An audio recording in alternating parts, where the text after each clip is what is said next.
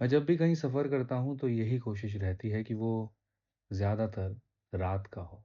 क्योंकि मैंने अक्सर ऐसा देखा है कि रात जितनी ज़्यादा गहरी होती है, जितनी ज़्यादा काली होती है, चाँद और तारों की रोशनी उतनी ही ज़्यादा खूबसूरत लगती है। और मुझे रोशनी बहुत पसंद है, इसलिए मैं अक्सर उसे अंधेरों में ढूँढा करता हूँ। तो ऐसे ही एक बार मैं ट्रेन में सफ़र कर रहा था, कहीं से कहीं तक। सफ़र रात का था, मेरी खिड़की वाली सीट थी और मैं रोशनी ढूँढ रहा था। पर उस दिन अमावस्या की रात थी। चाँद और तारे दूर-दूर तक कहीं नहीं दिख रहे थे। दिख रहा था तो सिर्फ़ गहरा, काला अंधेरा। मानो जैसे वहाँ कुछ हो ही नहीं। मेरी ट्रेन लगातार आगे बढ़ रही थी। ऐसा लग रहा था कि कोई अंधेरे से डर कर भाग रहा है। पर वो अंधेरा तो चारों तरफ से घेरे हुए था।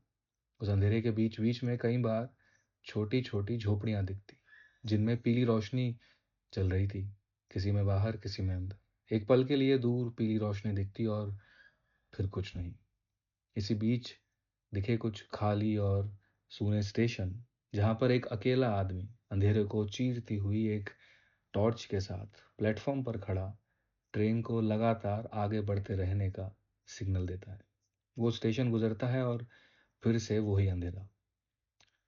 उसके बाद मुझे दिखी एक जलती हुई चिता और उसकी रोशनी में कुछ दूर आधे-अधूरे कुछ लोग।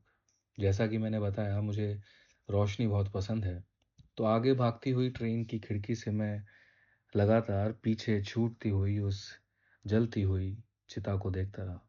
और इससे पहले कि वो सच भी अंधेरे में कहीं छुप पाता, एक बच्चे की हँसी से मेरा ध्यान हट गया। मैंने मुड़कर देखा कि एक छोटा-सा बच्चा मेरी सीट का सहारा लेकर बिल्कुल मेरे पास खड़ा है और मुझे देख रहा है। फिर मुझसे हटकर मेरी पास वाली सीट के सहारे जा खड़ा हुआ और वहाँ बैठी एक मोहतरमा को भी उसी तरह देखने लगा। बड़ा ही प्यारा और खूबसूरत बच्चा था। चलती ट्रेन में एक सीट से दूसरी सीट तक डगमगाता हुआ जा रहा था। हर कोई उसके साथ खेल रहा था। कुछ सीट आगे बैठी उसकी माँ दूर से ही उस पर नज़र रखी हुई थी।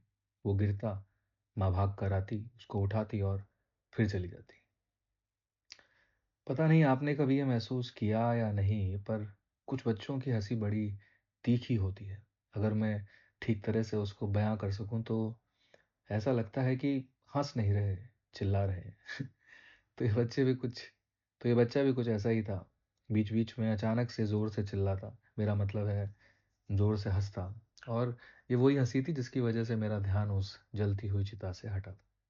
कुछ देर मैं भी उसके साथ खेला। वो चिल्लाया, हँसा, गिरा भी। मैंने उसे उठाया भी और फिर वो चलता बना। मेरा ध्यान फिर खिड़की से बाहर गया। वहाँ भी वैसा ही अंधेरा था और उस बच्चे की हँसी मेरे ज़हन में रह-रह कर गूँज रही थी और उसकी वो झाँकती हुई आँखें मैं भुला नहीं पा रहा था। इन सब के बीच खिड़की से बाहर झाँकता हुआ मैं मन ही मन खुद से बातें करने लगा। खाली आसमां, दूर तक फैला अंधेरा, खेतों के बीचों-बीच एक छोटी सी झोपड़ी से आती हल्की पीली रोशनी, सूने स्टेशन, जलती हुई चिता, अंधेरे को चीरती टॉर्च की रोशनी, अंधेरे से भागती एक ट्रेन। मैं इन सब से उतना ही अनजान हूँ। मैं इन सब से उतना ही अनजान हूँ जितना कि ये उत्सुक और बेचैन बच्चा। ये छोटा-सा, प्यारा-सा, हँसता हुआ बच्चा, जो शायद अपने माँ-बाप के साथ सफ़र कर रहा है। कितना कुछ है इसके आस-पास, बिल्कुल सामने, फिर भी ये उससे अनजान है। ये क्या है? वो क्या है? ये कौन है? वो कौन है? ये ऐसा क्यों है? वो वैसा क्यों है? हर चीज़ का मतलब, हर चीज़ का मकसद जानना चाहता है। इधर-उधर भाग रहा है, इसको-उसको देख रहा है, गिर रहा है, उठ रहा है, हँस रहा है, फिर गिर रहा है, फिर उठ रहा है। किसी को गौर से देखा तो किसी को देखकर भी अनदेखा कर रहा है। कितना कुछ है जानने को, कितना कुछ है समझने को। कुछ चीज़ों का मतलब तो शायद कभी नहीं पता चलेगा। ज़िंदगी भर यूँ ही ढूँढता रहेगा, यूँ ही भटकता रहेगा, झूठ और सच के बीच अपना ही एक मतलब बनाता रहेगा।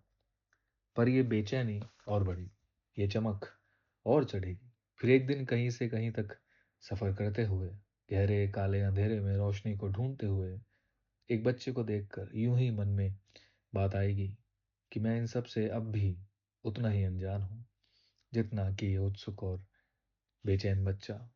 ये छोटा-सा, प्यारा-सा, हँसता हुआ बच्चा, जो शायद अपने माँ-बाप के साथ सफ़र कर रहा है।